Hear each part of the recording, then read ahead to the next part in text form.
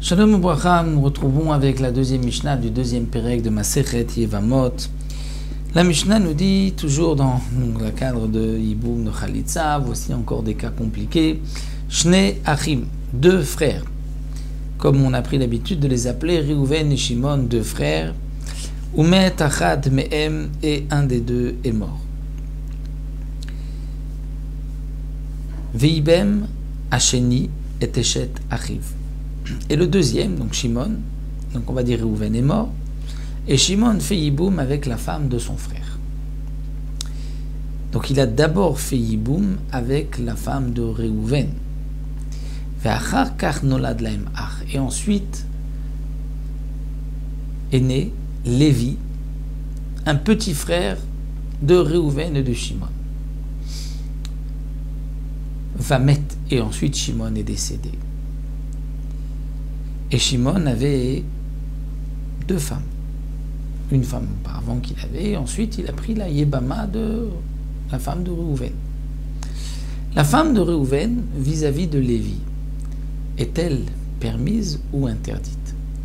Parce que comme nous l'avons vu, un homme ne peut pas faire de Yiboum avec la femme de son frère si lui est né après le décès de son frère. C'est comme nous l'avons vu, Eshet Achiv shelo haya be'olamo. Eh bien, ici nous dit la Mishnah, Arishona, la première, qui était la femme de Reuven, elle restera tout le temps, toujours interdite à Lévi. Parce que pour Lévi, c'était la femme de son frère Reuven qui est décédée. Et comme lui n'avait pas la mitzvah de Yiboum, puisqu'il n'est né qu'après, elle lui restera interdite toute sa vie. Donc maintenant, même si elle s'est mariée entre-temps à Shimon, et que vis-à-vis de Shimon, Lévi a la mitzvah de Yiboum, mais vis-à-vis de cette femme, il n'y a pas de Yiboum. Donc elle est dispensée de Yiboum de Khalitsa. La deuxième, Ve'ashnia, la deuxième, est la rivale.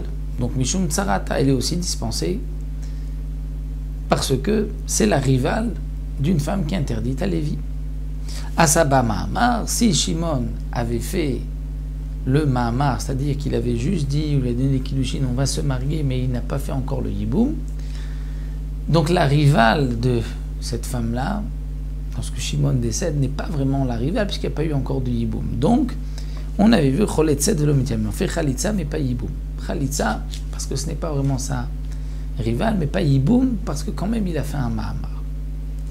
Jusque-là, nous n'avons pas vu de Chidouche, ça reprend en vérité la première Mishnah, sauf que dans la première Mishnah, le petit frère Lévi est né avant que Shimon fasse le Yiboum avec la femme de Reuven, et dans cette deuxième Mishnah, il est né après que Shimon ait fait le Yiboum avec la femme de Reuven, mais pour Tanakama, il n'y a pas de différence. Mais attention, le Tana poursuit, nous dit Rabbi Shimon Omer, mais yabem les omem shirtse ou cholet les omem shirtse. Rabbi Shimon n'est pas d'accord. Rabbi Shimon dit il pourra faire Yiboum avec une des deux femmes de Reuven ou faire Khalitsa, une des deux femmes de Shimon, ou faire Khalitsa avec une des deux femmes de Shimon. Pourquoi? Parce que Rabbi Shimon considère que comme au moment où Reuven est décédé, Lévi n'était pas encore né, et Shimon a fait Yiboum avec la femme de Reuven avant que Lévi ne naisse. Donc lorsque Lévi est né, il n'avait pas devant lui la femme de son frère Reuven, il avait maintenant la femme de son frère Shimon, puisqu'avec le Yiboum elle est devenue la femme de son frère Shimon.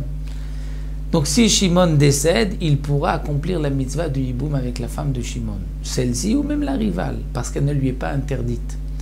Dans quel cas elle est interdite? C'est dans le cas de la première Mishnah, même d'après Rabbi Shimon.